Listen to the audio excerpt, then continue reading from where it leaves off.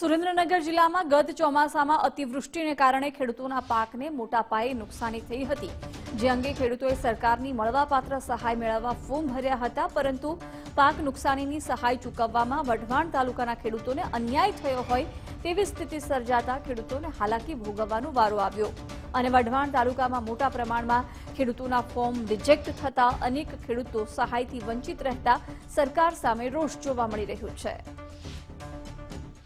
ખરીફ સિઝનની અંદર અમારા વિસ્તારની અંદર અતિવૃષ્ટિ થયેલી હતી અને સરકારશ્રીએ આ માટેના કૃષિ પેકેજ જાહેર કરેલા હતા અને એ બાબતે અમારા ગામની અંદરથી 572 ખેડૂતોએ આ બાબતની અંદર અરજી કરેલી, જેની અંદરથી આજ દી સુધીમાં 546 ખેડૂત ખાતદારને કોઈ પણ પ્રકારની સહાય મળેલ નથી।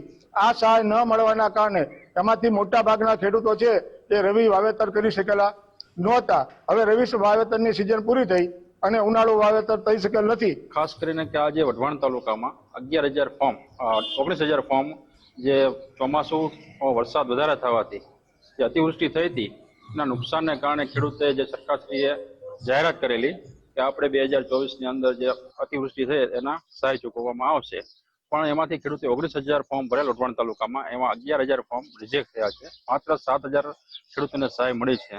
તો અમારે સરકારશ્રીને એવી નમ્ર અપીલ છે કે જે પાછળના 11,000 ખેડૂતો છે એના ફોર્મ રિજેક્ટ થયા, તો શેના કારણે થયા અને શું કામ થયા, પ્લસ તંત્ર દ્વારા કોઈ જાણ કરવામાં ના આવી ખેડૂતને તો એ જાણ કરે।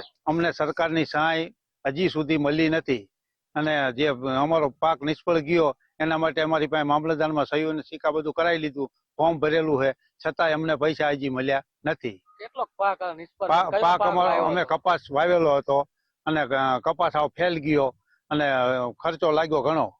કેટલા વીઘામાં વાવેતર હતું તમારું? 20 વીઘામાં વાવેતર હતું અમારું। અંદાજિત કેટલો? અંદાજિત 1.5 લાખનો ખર્ચો લાગ્યો।